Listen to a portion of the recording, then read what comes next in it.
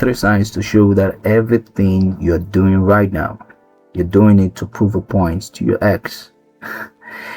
And to me, that's the dumbest thing to do. So why do I say that? Why is it dumb? Because you're trying to prove something to someone who doesn't care or doesn't even know that you exist. That's foolish. I mean, trying to get into someone's circle who doesn't even care about you. And so, if you watch the end of this video, I'm going to give you tips, points on how to reshape your mindset and get better results. Hi, my name is Miracle Uche, and I'm your #1 transformational speaker, writer, and life coach. And today we're going to be talking about 3 signs to show that everything you're doing it to prove a point to your ex. So number 1 is you're always trying to be attached to your ex.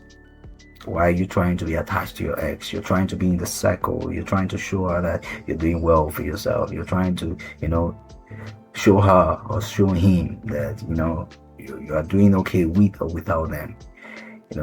That is a great sign that you are delusional.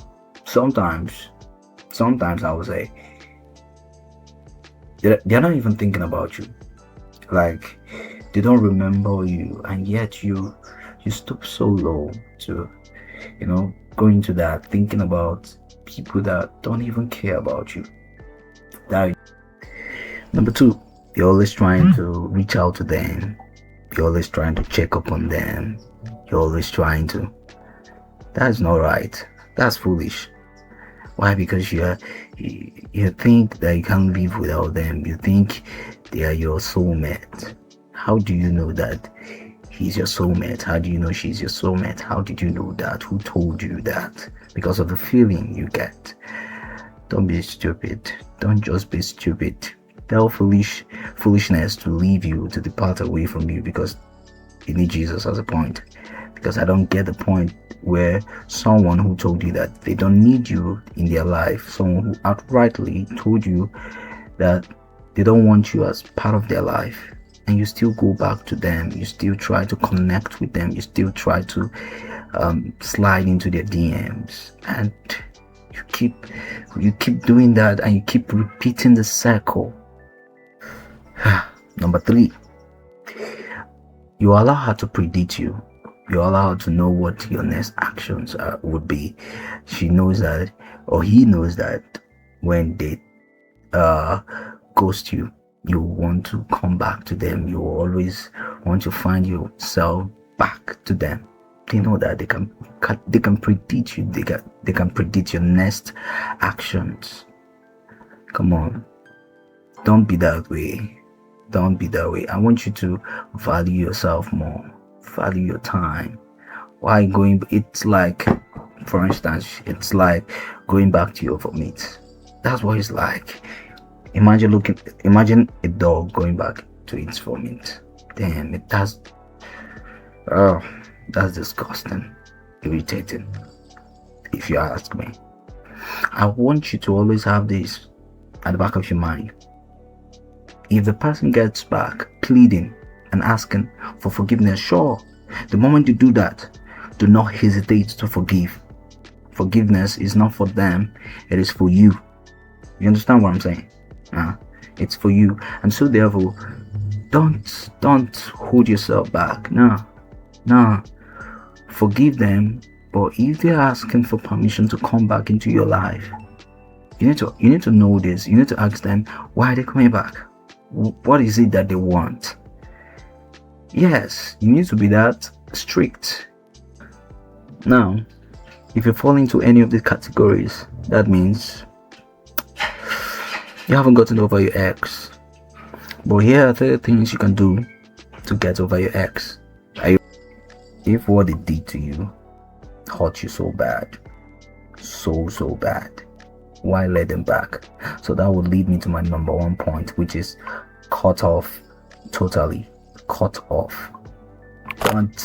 Don't try to be friends with them. Don't try to be anything. Just keep it cool. I'm not saying that you should be be having issues with them or keep malice with them. No, I'm not asking you to keep malice with them. I'm asking you to protect your sanity, protect yourself. That doesn't mean the moment you see them you're angry. No, that doesn't mean that you can't say hello.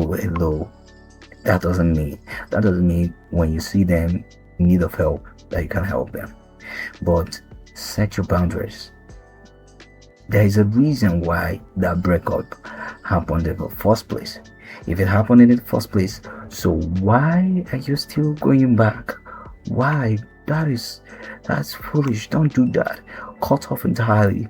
No calls, no text, no chatting. Make sure of that. Keep it that way, because if that person could look at you eyeball to eyeball and told you that you don't matter to them, you don't mean anything to them, that they can do without you. I mean, you're not married, are you? If you're not married, come on, cut it off and stay away for your sanity's sake.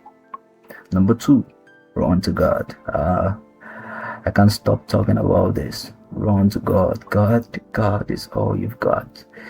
Now, somebody's gonna ask me, what do I mean by that? Spend more time with God. Listen, you have a great destiny, and God is your source. God is the one that created you for a purpose. Run back to Him and know what that purpose is. Your boyfriend, your girlfriend is not your purpose.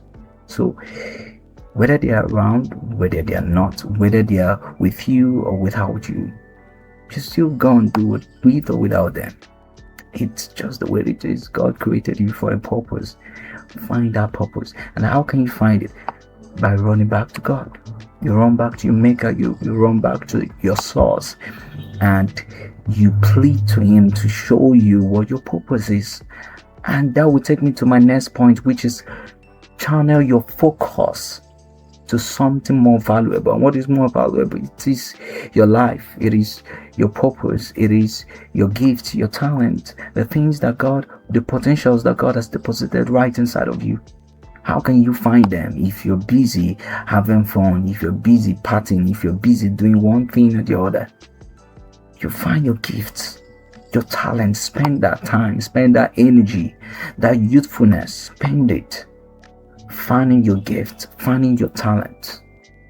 And I tell you, if you change all this and fill it with these things I just mentioned, if you change that mindset of feeling that your ex is your purpose, your ex is the reason why you are still breathing, your ex is your this, is your that, just fill it with these points I just gave you.